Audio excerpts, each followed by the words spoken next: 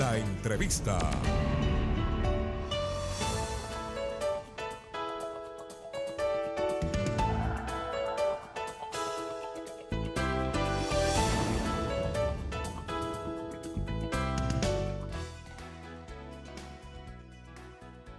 Señores televidentes, qué placer saludarles como siempre cada miércoles. Un gusto en nombre de todo el equipo, quien presenta a un servidor Giovanni Molina para dar la cordial bienvenida a una entrevista más.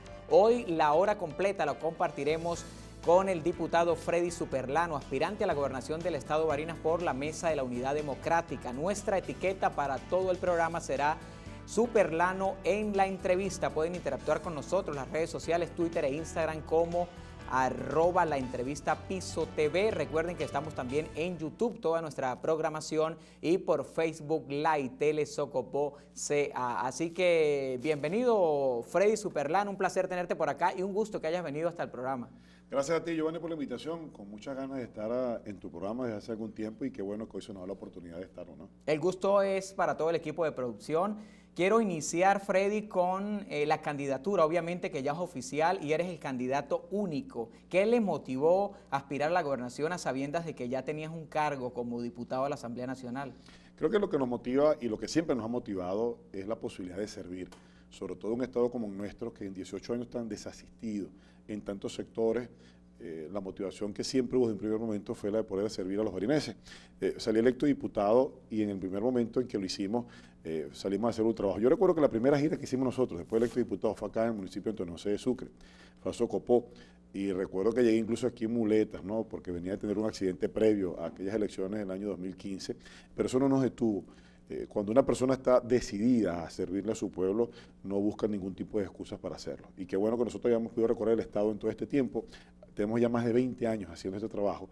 Lo que pasa es que tuvimos nuestra primera candidatura en el año 2015. Mucha gente a veces dice, bueno, Freddy tiene muy poco tiempo ejerciendo política. No, tenemos muchos años, más de 20 años en el ejercicio de la política, pero hoy con un cargo de representación popular como diputado, quienes hemos hecho denuncias bastante importantes a lo largo de todo este tiempo, y venimos de ganar un evento de elecciones primarias dentro de los factores democráticos, y hoy en día pues como candidato a la gobernación de los factores democráticos del Estado de Barinas. Hablando de las primarias, la cual resultó favorecido, ¿cuál crees que fue el secreto para en esta oportunidad derrotar a dos opositores bien también interesantes en nuestro estado, el doctor Frenchy y Julio César en Barinas? ¿Cuál fue esa dinámica para resultar electo único? Creo que la constancia, el recorrido, si bien es cierto ellos también lo han hecho, nosotros pues lo veníamos haciendo con mucha constancia durante todo este tiempo. Sí, tiene también que ver con un trabajo de organización que veníamos realizando, de mucho contacto directo durante todo este tiempo. Yo me sentía muy comprometido competir con estos dos dirigentes de tan alto quilate. En el caso de Julio César Reyes, quien tuvo una gestión muy positiva como alcalde del municipio capital de la ciudad de Barinas, era pues uno de los contrincantes pues, fuertes, duros de roer. El caso de Frenchy Tomás Díaz, como nosotros le decimos cariñosamente, con un liderazgo tan acentuado en todo este eje del eje andino, uno de los colores electorales más importantes también que tiene el Estado, pues tampoco nos las colocaban fácil. Y eso creo que eso más bien nos incentivó, nos motivó a trabajar de manera ardua.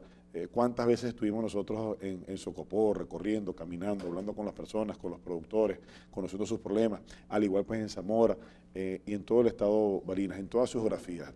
Nos logró motivar, nos logró movilizar, y la clave fue organización y movilización para el día del evento electoral. Hoy en día ya no candidato de un factor de la Mesa de la Unidad Democrática, sino de la unidad, incluso más allá de la unidad. Hoy en día candidato de todos los barineses, de aquellos que están con los factores unitarios y aquellos que no lo están también. ¿Crees que has logrado asimilar, sobre todo en la oposición radical, que quizás aspiraban que fuera Frenchy o en su defecto Julio César, o por qué no Monsalves, que más recientemente declinó también su candidatura? En esas personas opositoras, pero que trabajaban con el equipo, ¿crees que has logrado asimilar que ya estén convencidos con el candidato único? Sin duda, porque han sido los mismos líderes, los mismos candidatos quienes compitieron con nosotros, que no salieron favorecidos, quienes dieron el primer paso.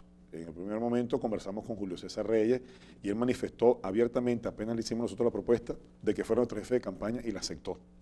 y lo aceptó de una manera sin ningún tipo de prurito ni complejo.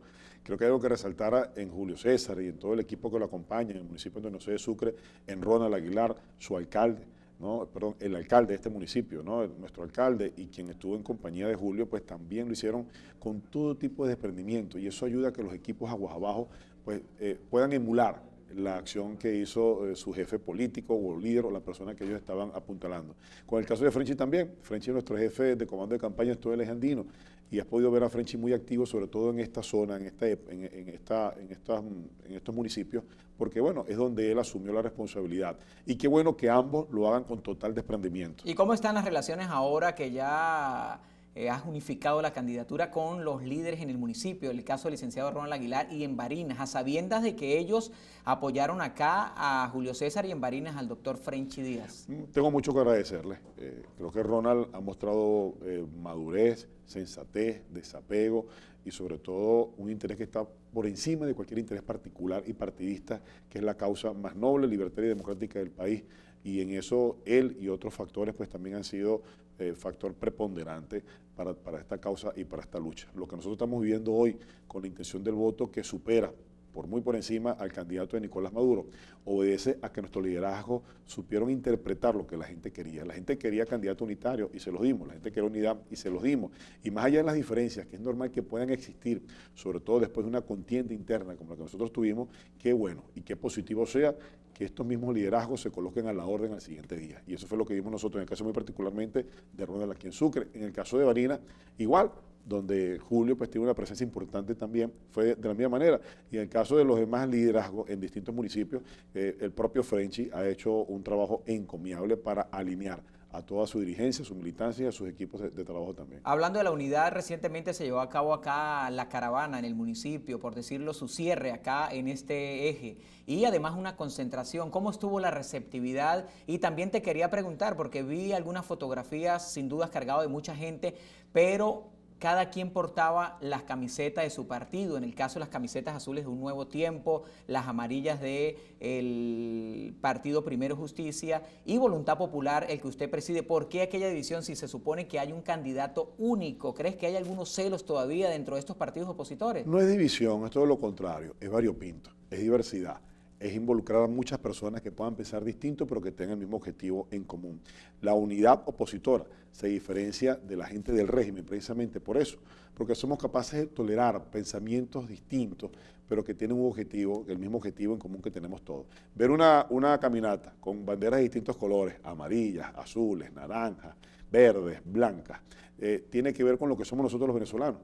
Somos personas que podemos pensar distintos, somos personas que vamos a equipos distintos en el béisbol o en el fútbol, pero que somos capaces de reconciliarnos y de reorientar nuestra lucha y en este caso muy particular, ganar la elección el próximo 15 de octubre. Y esa caravana me gustó bastante, esa concentración al final también me gustó mucho, porque representaba allí lo que es el venezolano, genuinamente, lo que somos nosotros y sobre todo la gente de estos sectores, que son alegres, que les gusta compartir, pero que al final del día están hermanados en un mismo objetivo en común, en una misma causa. Creo que eso, más allá de que no nos guste, es todo lo contrario, nos agrada. ¿Cuál fue su mensaje allí al finalizar la caravana para el pueblo de Socopó?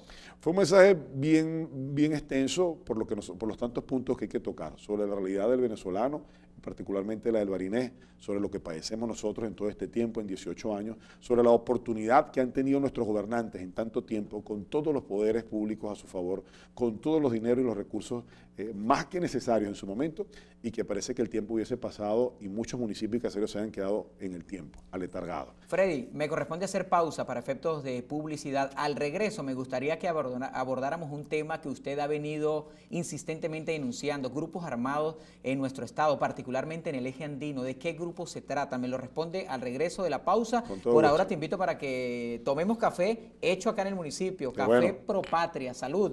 Gracias. Estamos conversando con el diputado Freddy Superlano y aspira a la gobernación del estado Barinas por toda la mesa de la Unidad Democrática. Ustedes interactúen con nosotros con la etiqueta Superlano en la entrevista y 0412-529-934 para que también escriban sus mensajes a través de WhatsApp. Ya venimos con más de el aspirante a la gobernación.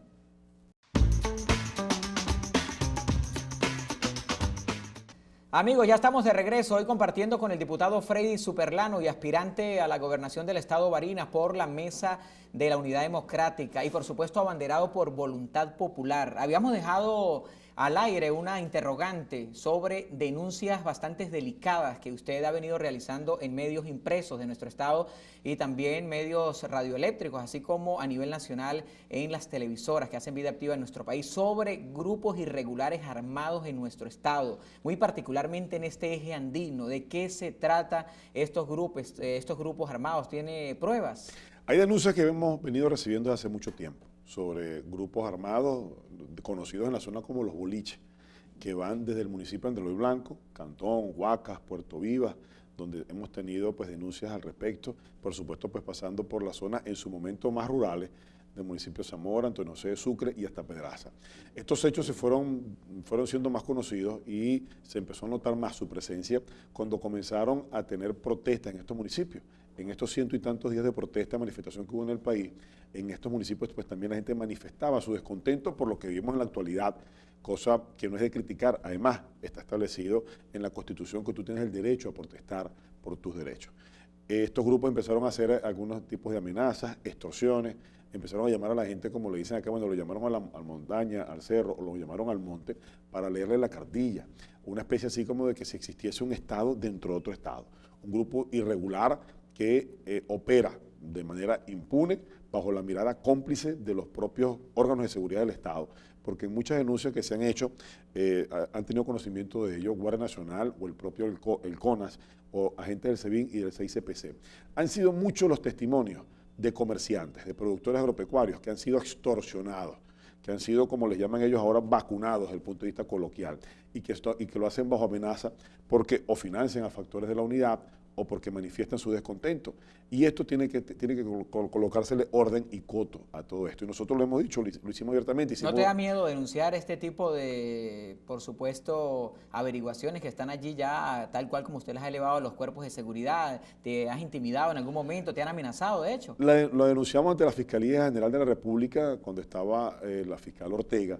Iba a designar el propio vicefiscal para que se encargara de estas investigaciones, de estos hechos irregulares, porque es bastante preocupante, que si nos da temor, seguramente en algún momento nos da algo, pero más es el compromiso que tenemos nosotros con nuestra gente que el temor que ellos puedan infundirnos, porque crea ya hasta cierto descontento, frustración, de ver cómo operan de la manera tan impune como lo hacen y que los órganos de seguridad del Estado, más allá de tomar cartas en el asunto, simplemente los acompañan o son cómplices. Tú debes recordar los hechos de aquellos muchachos caminantes que venían del Táchira, que iban hasta la ciudad de Caracas, que fueron interceptados entre el municipio de Zamora y el municipio de Antonio José de Sucre. Ayer los muchachos los golpearon, les quitaron sus pertenencias, se robaron cerca de 5, 6 o 7 vehículos, los entregaron después que les entregaron una cantidad de dinero, después que los extorsionaron. En pocas palabras, son delincuentes armados que operan bajo la mirada cómplice del propio Estado. Ahora, Superlano, de resultar favorecido en estas elecciones del próximo domingo, ¿qué hacer para erradicarlos? ¿Cómo vas a trabajar en función de estas denuncias que ustedes mismos han hecho? Primero, trabajar con inteligencia de la propia Policía del Estado de Barinas. Sabemos que operan ya no solamente en las zonas rurales de estos municipios, sino que ya operan en las propias cabezas parroquiales de las propias capitales de los municipios, y lo hacen de manera tan libre que ya no guardan ningún tipo de pudor o respeto por nuestra gente. En Capitaneo han sido increíble la cantidad de denuncias y la forma en la que operan estos señores. Tenemos que elaborar primero que nada trabajos de inteligencia al respecto, para por lo menos en una primera parte poder nosotros detectarlos en cada uno de estas parroquias o de estos municipios, de estos caseríos, donde vienen haciendo lo que les da la gana prácticamente. Y ya hay otros casos que tienen que ser con ayuda del propio gobierno nacional, con ayuda de la propia Guardia Nacional, del propio Ejército, y ya le corresponderá entonces a esta Fuerza Armada decidir entre defender a sus ciudadanos o estar del lado de la acera del frente, pues donde están los grupos irregulares, delictivos, que se encargan del tráfico de combustibles, entre otras cosas, y sobre todo de amedrentar a nuestros ciudadanos. Diputado, dentro de su campaña también otro de los tópicos que has tocado bastante arreciante en el Estado es la inflación. De hecho, a través de las cuñas de radio, publicitariamente hablando, te refieres a eso, de la inflación galopante. Siempre cuando se refiere al gobierno, de hecho no lo trata como oficialista, sino como un gobierno nefacto, siempre en términos, entre otros, dictador. ¿Cómo haces para o cómo vas a hacer para trabajar en pro de este dilema como lo es la inflación? ¿Cree que se puede minimizar, estancar allí en dado caso, o esto es imparable? La inflación es un elemento que tiene muchas variables, pero una de las variables que más énfasis o fuerza hace para que la inflación se incremente tiene que ver con la escasez. Y ha sido el principal problema de los venezolanos. El gobierno la llama guerra económica. Una guerra que está en la mente de ellos y que si es una guerra, pues la perdieron. Porque desde el momento en que decretaron una guerra contra la inflación, la han venido perdiendo, porque es todo lo contrario. Pregunta tú debes tener muchacho en edad escolar, ¿no? Bueno, pregunta, hazte la pregunta, ¿cuánto gastaste el año pasado para enviarlos con sus útiles escolares y uniformes y cuánto gastaste ahora en la actualidad? Debe existir una inflación entre el 1.500 al 1.700%, pero este año es sumamente más grave. Un cartón de huevo costaba a principios de este año, ¿cuánto?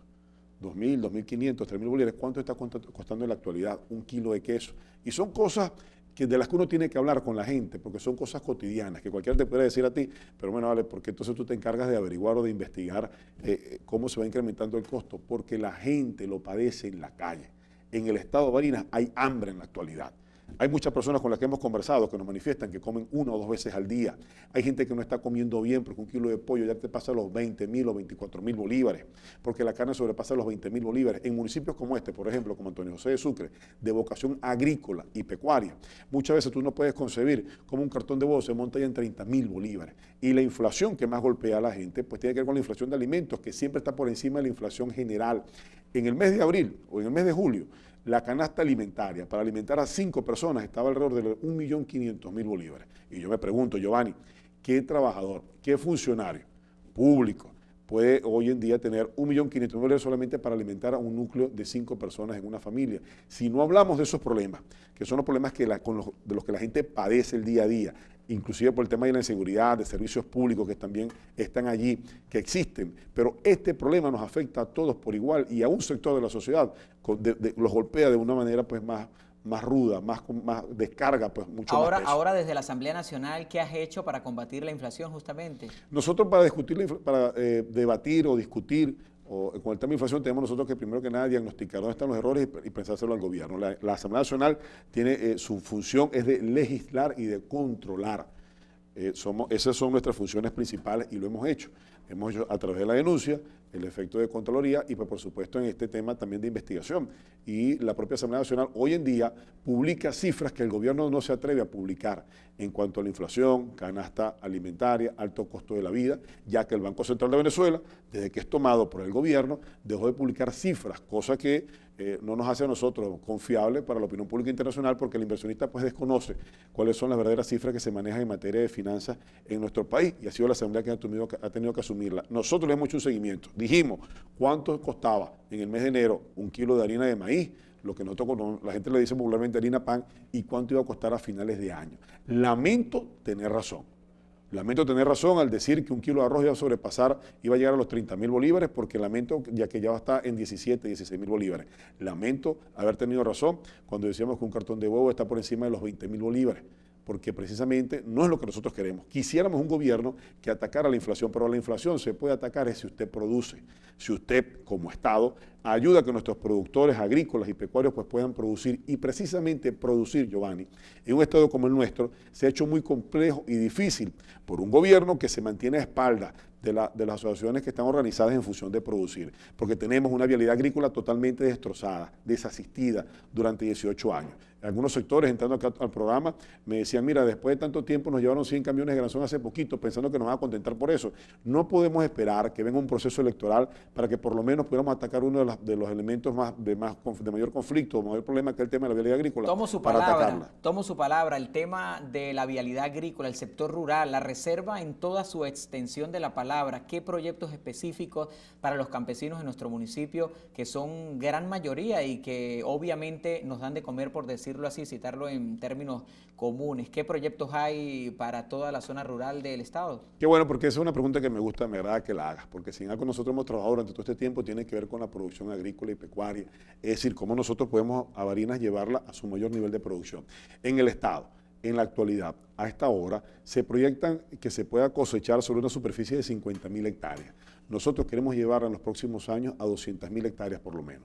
Barinas tiene la posibilidad cierta, porque cuenta con los recursos, de ser el estado de mayor producción de maíz, blanco o amarillo, como usted lo quiera, de ser el mayor productor de arroz. Por cierto, por acá por Pedraza nos está manifestando que se da muy buen arroz, que tiene mucho rendimiento por hectárea, y también de ser los primeros productores en carne y de leche. Para eso, el gobierno un gobernador responsable, que no cuenta con todas las variables necesarias, que no las controla, en este caso tiene que asumir algunas, por lo menos asumirlas con sus productores.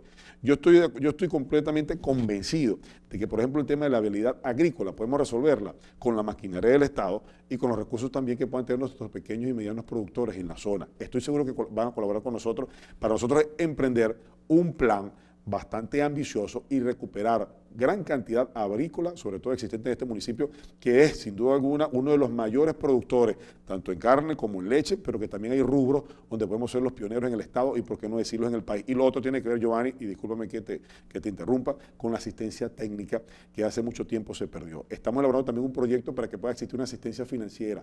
El gobierno debe dar el primer paso, sobre todo ante unos niveles de inflación avasallantes, pero tenemos que también establecer vínculos, conexiones, alianzas, es la palabra correcta, con la propia banca privada que pueda ayudarnos a incentivar la producción en el campo venezolano, pero sobre todo en nuestro caso en particular en el estado de Barinas. Diputado, estamos sobre la hora para la segunda pausa. Al regreso, me gustaría también que habláramos sobre particularmente proyectos para el municipio en tema económico, en lo social, en el deporte. ¿Qué propuestas trae para Socopó hoy particularmente? Porque este programa la gente también quiere sus temas que toquemos allí sobre todo lo económico, la vialidad al cual se refiere también y cómo derrotar al chavismo, a esta dinastía en Barinas, ya de los Chávez más de 15, 18 años mandando. Regresamos entonces con el diputado Freddy Superlano. Ustedes hagan sus preguntas por nuestras redes sociales. Ya venimos.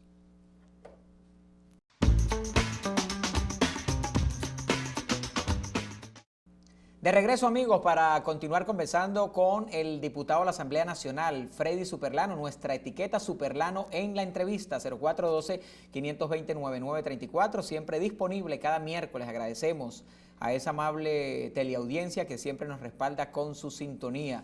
Diputado, vamos a continuar esta conversación. Habíamos dejado los proyectos, lo que la gente quiere escuchar también, las buenas obras, sinceras, ¿no?, que Freddy Superlano pudiera ofrecer al Estado y particularmente a Socopó.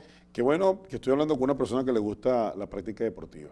Y nos conocimos precisamente en un evento deportivo, no sé si tú lo recuerdas, en un evento de fútbol, creo que fue en Mirí. En Mirí, la población de Mirí. Creo que fue en Mirí. Nosotros que desde muy pequeños pues estamos pendientes de esto, que hemos trabajado en fundaciones deportivas, que conocemos algo al respecto, nos ha llamado la atención cómo en los últimos años se perdió el concepto de masificación deportiva. Y una de las cosas que nosotros pues quisiéramos trabajar de manera pues bien enfática, creemos en ello. Este es un municipio que tiene un gran talento en materia de fútbol, por ejemplo.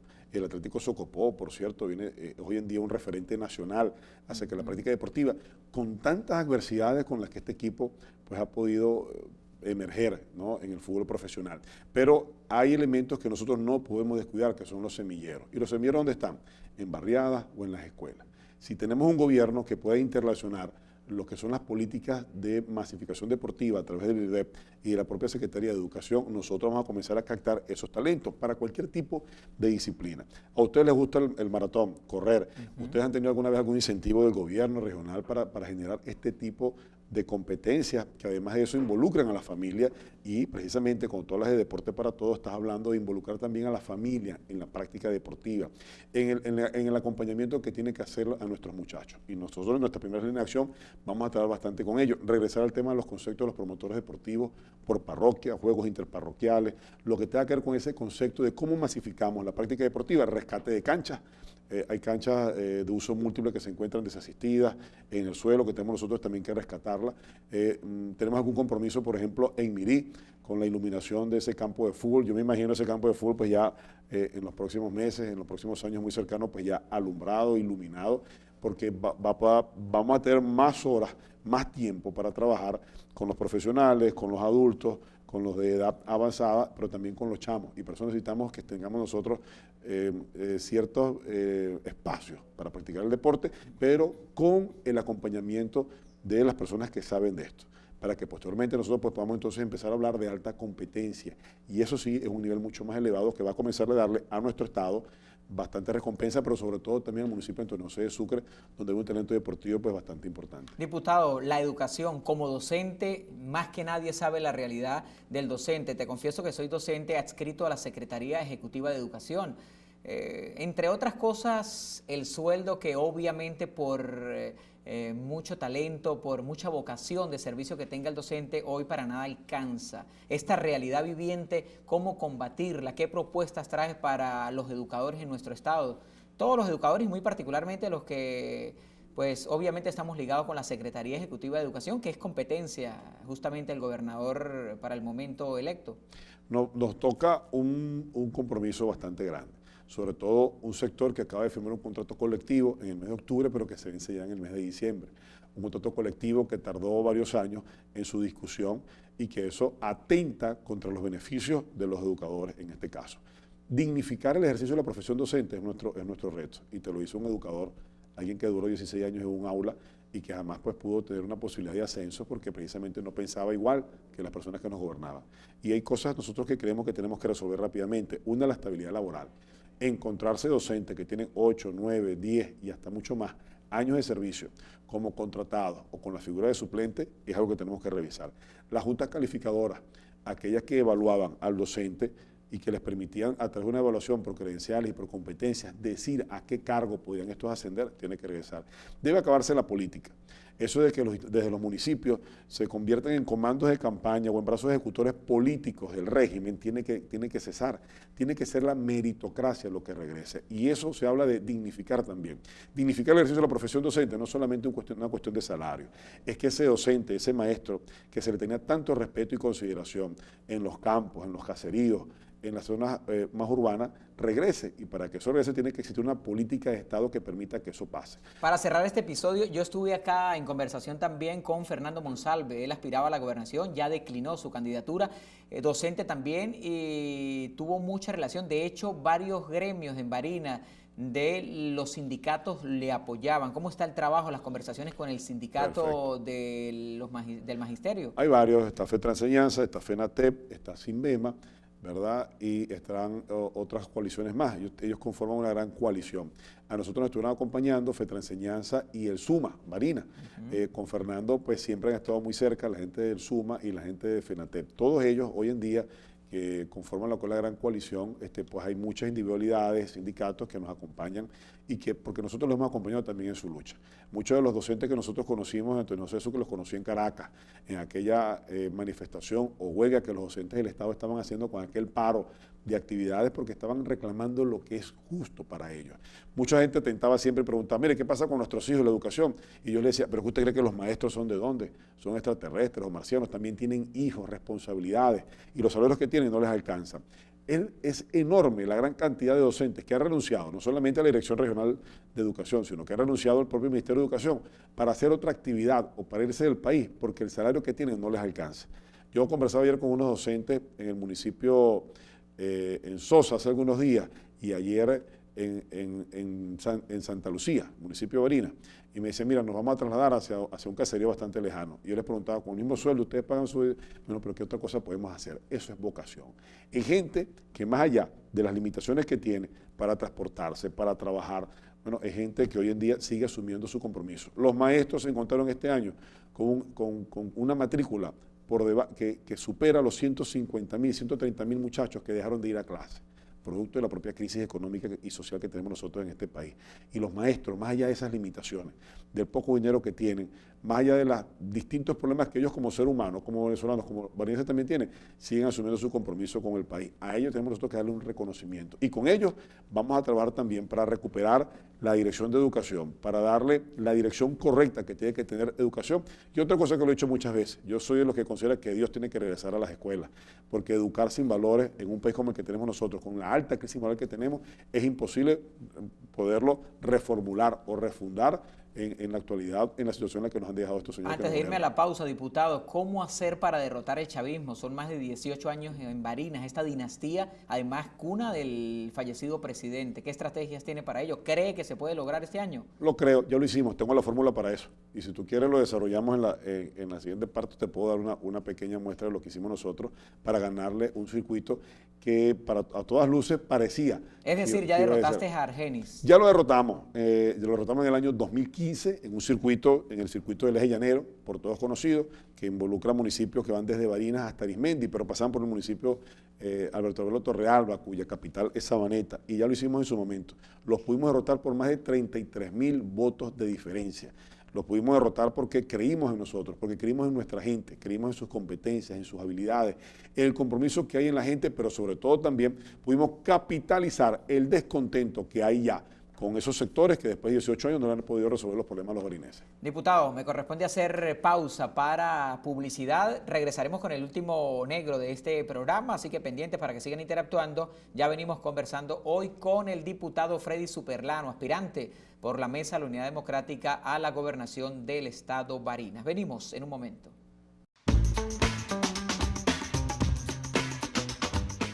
De vuelta, amigos, para la parte final ya del programa, hoy conversando con el aspirante a la gobernación del estado Barinas por la Mesa de la Unidad Democrática. Voluntad Popular también ha sido ese partido que lo ha abanderado. Y de hecho quería preguntarte por Voluntad Popular, ¿crees que el secreto para estar vivo políticamente y ahora como candidato único es Leopoldo López? Leopoldo López es una fuente de inspiración para todos nosotros. Es esa persona aguerrida, combativa, que cree en sus ideales. Es un hombre de fuertes convicciones, que más allá de por lo que ha pasado, de lo que le hicieron a su familia, de lo que le hacen hoy en día, porque todavía se mantiene preso injustamente. Nadie sabe hoy por qué Leopoldo está preso. Todos sabemos que solamente fue por pensar distinto, pero no hay un delito que se le haya podido comprobar. Aún así, Leopoldo sigue empujando desde donde está. Y si no es el secreto, si no es la fórmula mágica que nos ha permitido mantenernos a flote, sí estoy convencido de que es una fuente de inspiración para todos los venezolanos, no solamente para Freddy. Y lleva siempre la cara de Leopoldo en cada una de las propagandas políticas. Sí, tenemos nosotros, bueno, la franela esa que decíamos Leopoldo, libertad para Leopoldo. Yo no quisiera perder este espacio sin hablar para la libertad de todos los presos políticos. En nuestro estado hay muchos. El caso del propio Wilmer Azuaje, diputado al Consejo Legislativo Regional, hoy en día preso, de Adán Chávez, por unas decisiones pues propias, directas, que pudiéramos decirlo así, porque tampoco hay nada que se le pueda comprobar a Wilmer. El caso de Lenar García, entre tantos otros más. El caso de los más de 900 personas que fueron procesadas solamente en nuestro estado de Barinas por haber manifestado. No pudiera tampoco pasar este espacio sin hablar de aquellos que fallecieron en esta lucha. El caso de Miguel Bravo, por ejemplo, que nosotros podemos tener la oportunidad de conocer a su familia, a sus hermanas, a su mamá, sobre todo gente que sigue fuerte, combativa y que hoy en día su espíritu pues está más fortalecido. Esta lucha también es por ellos, por aquellos que pensaron distinto, que no están con nosotros hoy en ddía y por aquellos que hoy desde la cárcel siguen manifestándose y siguen estando en resistencia. Diputado, ¿quién o quiénes financian su campaña? Mira, nuestra campaña, la gente cuando habla de financiar, uno se pregunta a qué se refiere, porque tenemos las mismas cuñas de radio que tiene el gobierno del régimen. Tenemos mucho menos presencia en los medios de comunicación que el candidato de Nicolás. Tenemos nosotros mucho menos presencia en vallas que el candidato de Nicolás. Tenemos nosotros mucha presencia en las movilizaciones que ellos hacen con recursos del Estado que el candidato de Nicolás. La pregunta siempre nosotros la redireccionamos.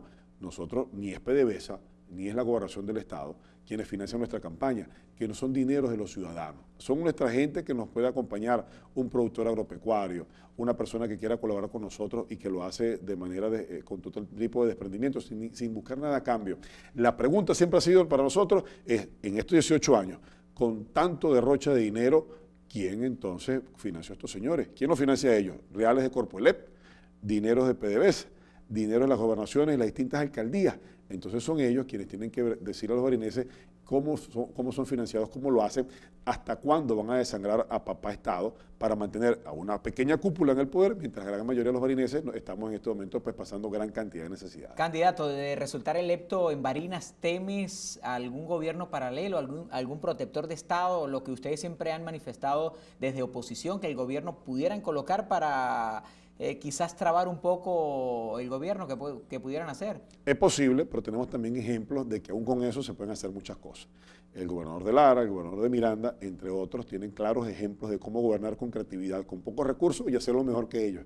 ¿Y cómo ejecutar, cómo hacer un gobierno eficiente en Barinas a sabiendas de la inflación y de los pocos recursos que ustedes han dicho que llegan a la gobernación? Con compromiso y actuando con eficiencia. Ayer me encontraba en Santa Inés, una escuela que tienen 10 años construyéndola. Yo decía, yo no sé si Tutankamón duró tantos años construyendo las pirámides de Egipto como estos señores para hacer un elevado, para hacer una escuela, para hacer cualquier obra de infraestructura, por más pequeña que sea. Me va respondiendo corto porque tenemos nuestro último segmento. ¿Comulgarías, por ejemplo, con la Asamblea Nacional Constituyente de ser electo? Comulgaría con todo lo que esté establecido en la Constitución Nacional de la República, aprobada en el año 1999.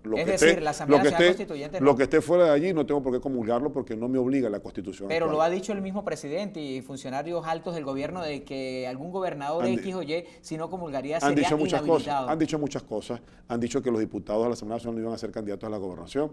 Han dicho que si no nos daban un permiso no íbamos a poder ser candidatos y aquí estamos. ¿A 4 días de esta elección regional temes de ser inhabilitado? No, para nada. El costo político para el régimen sería muy alto para dejar solamente en carrera al hermano del difunto presidente Chávez y sacar al candidato de todos los factores democráticos. ¿Qué pasó con la calle, las luchas que ustedes venían emprendiendo? ¿Crees que la Asamblea Nacional Constituyente minimizó esto? Porque ellos pregonaron la paz y justamente no ha habido más tomas en la calle. Recuerda que la Asamblea Nacional Constituyente se le vendió a la gente para resolver los problemas económicos del país. No para el tema de la paz nada más, para el tema económico. Hasta el sol de hoy, los problemas económicos se siguen acentuando y son cada vez peor.